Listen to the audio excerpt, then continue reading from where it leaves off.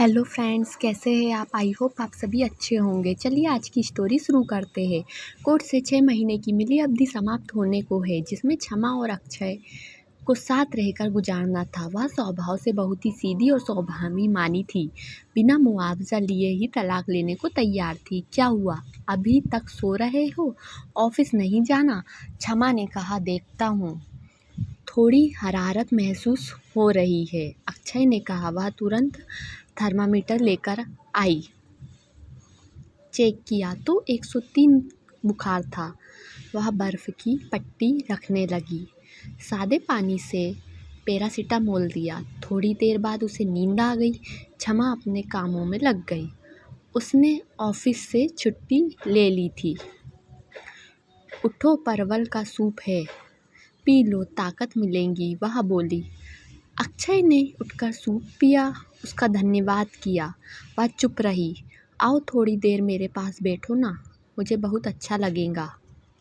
वह पास आकर बैठ गई। अगले हफ्ते हमारे केस का फैसला है, कोर्ट जाना होगा।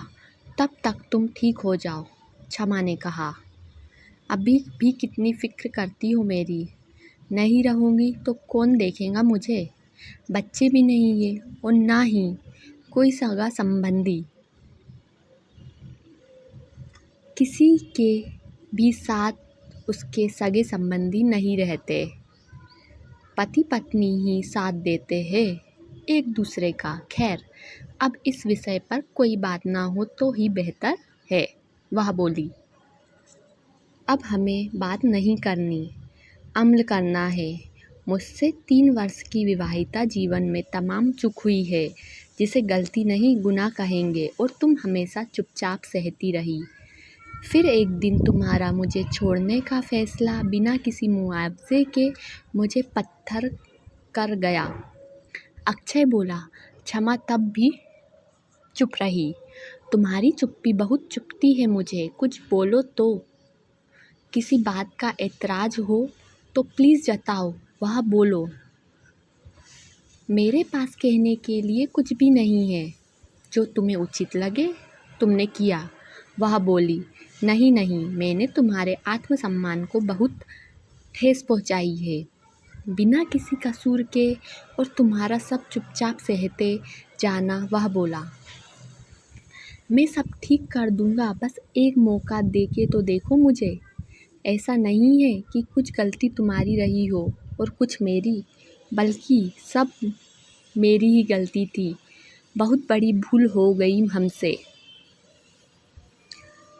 तुम हर तरह से मुझसे ज़्यादा सरल, शिक्षित और सहनशील हो। मैं ही तुम्हें नहीं परख सका।